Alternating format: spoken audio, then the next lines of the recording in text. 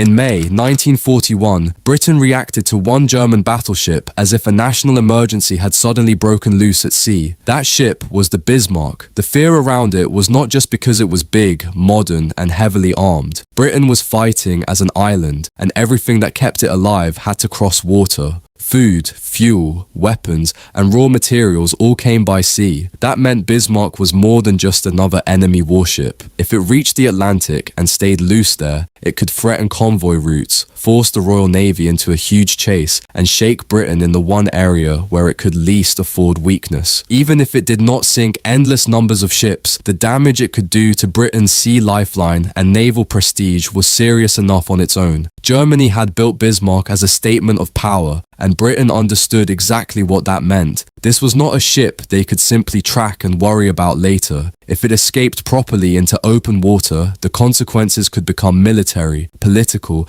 and symbolic all at once. Then the situation became even worse, because Bismarck would soon take part in a battle so shocking that Britain stopped treating it like a dangerous ship and started hunting it as if the whole war at sea had suddenly become personal.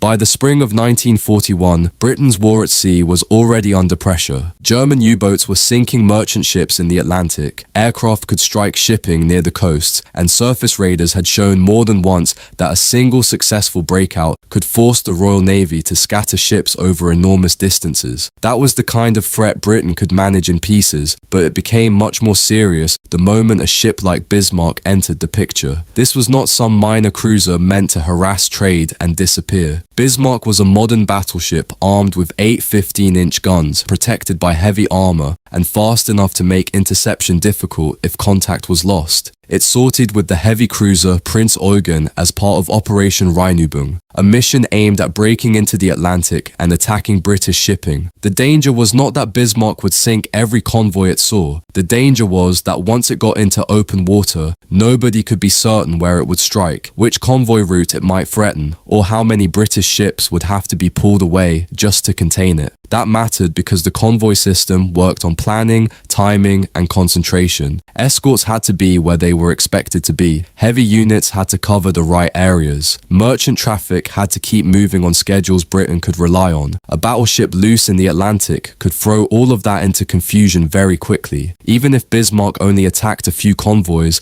the possibility of it attacking many more would force Britain to react across the whole ocean. And Britain had good reason to take that possibility seriously. The Kriegsmarine had already used fast surface ships like Scharnhorst and Gneisenau to raid Atlantic trade, and those operations had shown how much disruption a powerful German ship could cause even without winning some giant fleet battle. Bismarck was even more dangerous because it combined the same raiding potential with the firepower to destroy almost any escort force unlucky enough to find it alone. So when reports came in that Bismarck and Prince Eugen had left for the North Atlantic, the British response was immediate. Cruisers were sent to shadow the Germans, battle cruisers and battleships were moved to intercept, and the Royal Navy began trying to cut off the route before the breakout turned into a full Atlantic chase. Britain was still trying to stop a threat at the doorway, because once Bismarck got through, the whole war at sea would become much more difficult to control. The British plan was to catch Bismarck before it could disappear into the Atlantic, and that meant bringing heavy ships into its path as quickly as possible. Vice Admiral Lancelot Holland took battlecruiser HMS Hood and the new battleship HMS Prince of Wales to intercept the German force in the Denmark Strait.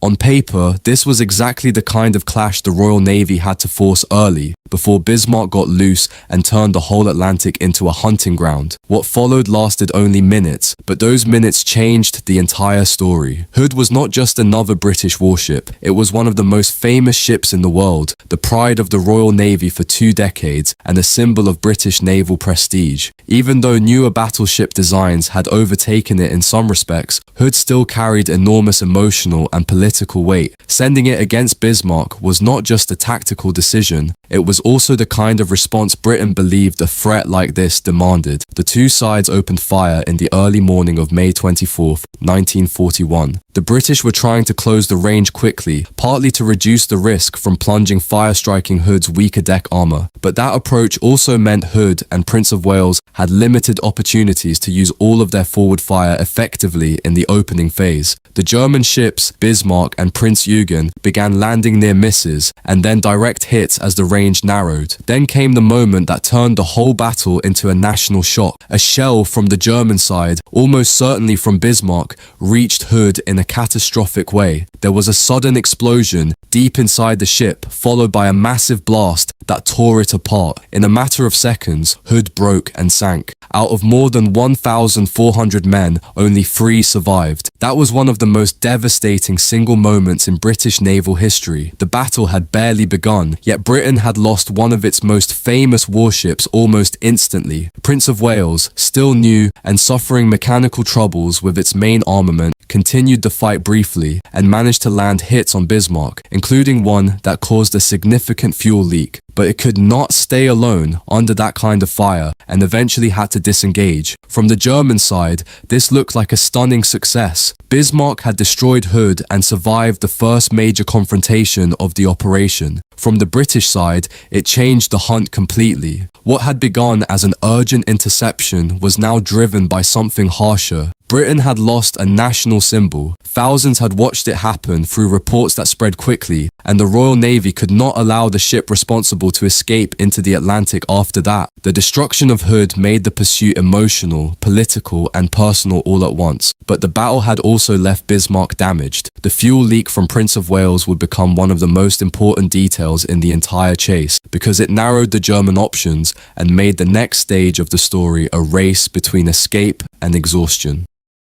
The sinking of Hood turned the pursuit into something far more intense, but it did not make the British job any easier. Bismarck was still afloat, still heavily armed, and now moving into the phase of the operation Britain had wanted to prevent from the start. If contact was lost for too long, the ship might slip into the Atlantic, reach safer waters near occupied France, or force the Royal Navy to scatter its strength across a huge area of ocean while convoys remained exposed. There was at least one piece of good news for the British. During the battle in the Denmark Strait, Prince of Wales had hit Bismarck in a way that mattered. One shell caused a serious fuel leak, and that changed the German situation immediately. The mission had begun as a breakout intended to strike at British shipping, but a battleship bleeding fuel across the Atlantic was not in a position to roam freely for long. Admiral Lutyens now had to think less about raiding and more about survival. That did not make Bismarck easy to catch. The Atlantic was vast, weather could break contact in a matter of hours, and the British did not have the luxury of simply following in a straight line. They had to guess where Bismarck was heading while keeping enough pressure on it to prevent a clean escape. Was it trying to continue the mission? Was it heading for the French coast? Was it turning away to shake the pursuit? Every answer changed where British forces needed to be. This was where the hunt became truly desperate. Heavy ships were moving at speed, cruisers were trying to maintain shadowing contact, aircraft were being thrown into the search, and commanders were making decisions on incomplete information across enormous distances. One mistake in judgment could leave the Royal Navy chasing empty water while Bismarck slipped away, and for a time, that possibility became very real. The Germans tried to help that escape along. Lutyens detached Prinz Eugen, hoping the cruiser might continue commerce raiding while Bismarck drew British attention. Radio transmissions, course changes, weather,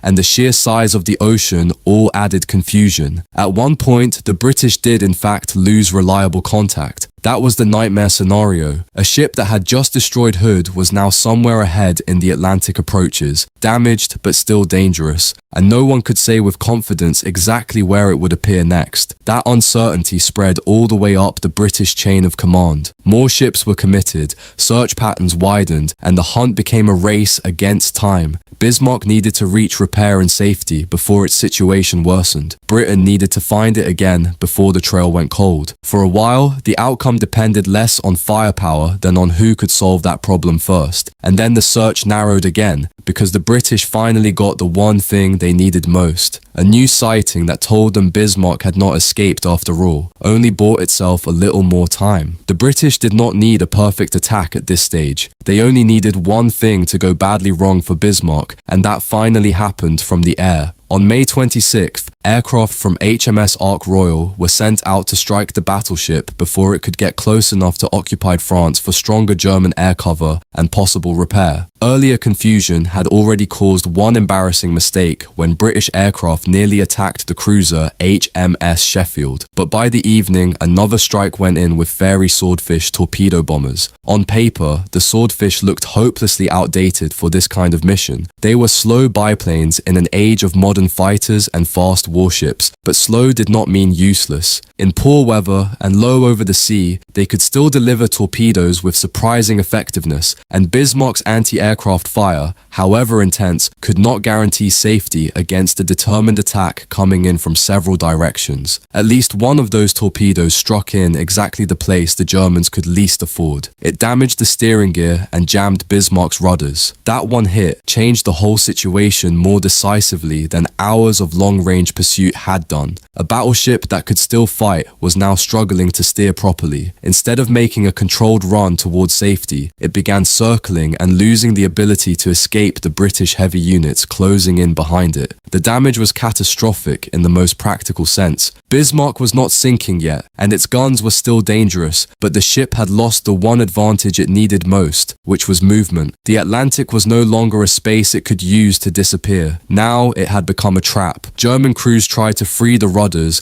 and recover enough control to keep the ship moving in a useful direction, but nothing worked well enough. Bismarck was still armed, still dangerous, and still afloat, but it was no longer escaping anywhere. By that point, the chase was effectively over. What remained now was the British attack that had been building behind it ever since Hood blew apart. By the morning of May 27th, Bismarck was no longer a ship trying to escape. It was a damaged battleship waiting for the British heavy units that had spent days trying to catch it. The final action began when the British battleships King George V and Rodney closed in, supported by cruisers that had helped maintain contact during the chase. At that point, the German ship still had enough firepower to be dangerous, but its ability to maneuver had been crippled, and that changed the whole balance of the battle before the first main salvos were even fired. The British opened fire at relatively close range by battleship standards, and the destruction began quickly. Rodney, with its massive 16-inch guns, and King George V,